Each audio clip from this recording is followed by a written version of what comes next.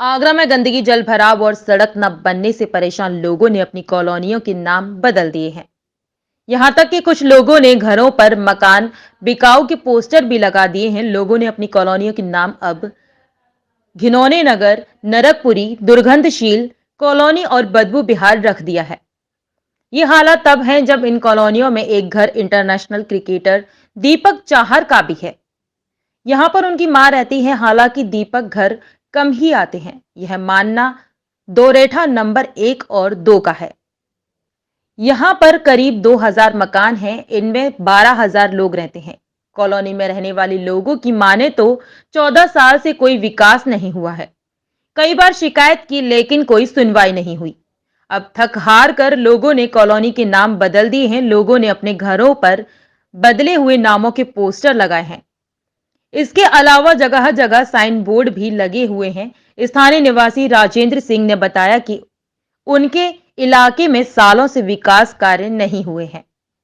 Colony में सैकड़ों मकान हैं, मगर इसके बाद भी प्रशासन द्वारा इलाके की अनदेखी की जा रही है। ऐसे में पूरा क्षेत्र उपेक्षित है। घरों के सामने से नाला बह रहा है। गंदगी का अंबार लगा रहता है। नाम प्रहलाद सिंह है। प्रहलाद सिंह जी, आपने कॉलोनी के नाम बदल दिए हैं, अलग अलग नाम रखे हैं गंदगी बदबू के, क्यों रखे हैं? ये हम 14 महीने से लगातार वो जो है संघर्ष कर रहे हैं। सभी विधायकों के पास गए। हम इलेक्शन से पहले हमने वोट बहिष्कार का भी कैंपेन चलाया था, लेकिन उस समय कमिश्नर साहब ने हमें जिला पंचायत से यहाँ पे सर्वे करवा करके और उसका एस्टीमेट बनवा दिया और उसके बाद फिर वो जो है मामला डस्टबिन में चला गया। उसके बाद फिर हम लगातार संघर्ष करते रहे और एक बार जो है जब राजेंद्र पैंसिया जी उपाध्यक्ष थे उस समय पे यहाँ पे इसका सर्वे भी हुआ। सर्वे होने के बाद में लिस्ट भी बन गई और उपाध्यक्ष जी का ट्रांसफर हो गया और उसके बाद फिर मामला फिर दोबारा से खटाई में चला गया। क्षेत्रीय विधायक से आपने यहाँ बात की? कम से कम 20 बार मिल चुके हैं। कौन है क्षेत्रीय विधायक आप? वो है देवी रानी मौर्य जी हैं। देवी रानी मौर्य, क्या कहती हैं वो हमेशा हमें आश्वासन देती हैं और या फिर कभी कॉल भी कर देती हैं। तो कॉल करने के बाद थोड़ा सा प्रशासन हिलता है और हिलने के बाद हो जाता है। अच्छा, यहाँ अंतर्राष्ट्रीय क्रिकेटर भी रहते हैं? जी हाँ, वो भी इसी गंदगी में रहते हैं? मजबूरी है। वो तो नहीं रहते, उनकी माताजी रहती हैं। अब वो तो परिजन रहते हैं। सेलिब्रिटी तो कभी कभी आते हैं। राहुल चाहर के घर बेच दिया उन्होंने यहाँ से। राहुल चाहर जी के पिताजी ने अपना मकान बेच दिया है और दीपक चाहर की माताजी यहाँ पे रहती हैं, जिनका के अपने घर से लगाव है और नहीं तो वो भी बेच चुके होते। उनकी माताजी मना करती हैं इस मकान को मैं नहीं बेचूंगी। इस वजह से उनका मकान है और वो यहाँ पे रहती हैं। अगर वो कभी आते हैं तो माताजी यहाँ से जाती हैं उनसे मिलने के लिए। यहाँ पे कोई उनके पास नहीं आता।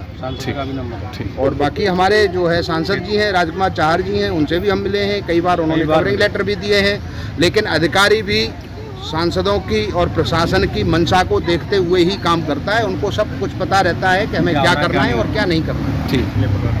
नाम बताइए आपका? मैं लता शर्मा।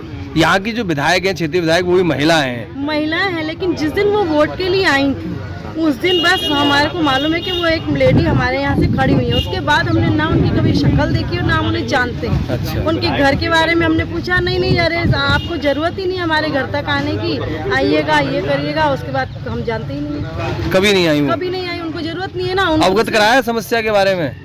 क्यों नहीं कराया? जिस दिन वो आई थी उस दिन पानी बरस रहा था और बरसात में वो खुद घूम रही थी। तो देखिए मैडम, ये प्रॉब्लम हमारे सामने आज से नहीं बहुत साल पहलों से चली आ रही है, जब से हमने मकान खरीदा है। तो क्या अरे अब हम आ गए हैं, आपको ये समस्या से नहीं जूझना पड़ेगा। और बड़े बड़े वादे, जैसा कि आपने अधिकतर सुना ही है, वादे तो बड़े बड़े होते हैं, काम कुछ नहीं। अरे कागजी कार्यवाही भी नहीं कर पाई है, जैसा कि मेरे पिछली बार अभी थोड़ी देर पहले आपको मेरे भाइयों ने बताया है, उसी तरह हम भी बोलेंगे। अब एक ही बात को बार बार रिपीट नहीं किया जा सकता। तो नाम आपने नरकपुरी, क्या ये नाम रखे हैं? नरकपुरी और ये सब आप खुद ही अंडरस्टूड वाली बात है कि आदमी ये इसको देख कर के कह देगा यार कहाँ नरक में आ गए। इसीलिए नाम आपने नरकपुरी बदबू बिहार। चाह रहे हैं कि इस कॉलोनी को से मकान बेच दें या इसका निवारण करें, लेकिन हम उनमें से नहीं है कि मकान बेच देंगे। हम ये चाहते हैं संघर्ष के साथ कि जो भी विधायक यहाँ से खड़े हुए हैं वो ईमानदारी पूर्वक खड़े होकर के इस कार्य को करवा लें तो ज्यादा अच्छा ही है। हम वो वैसे नागरिक नहीं है कि आप लोगों के मकान बेच के चले जाएंगे।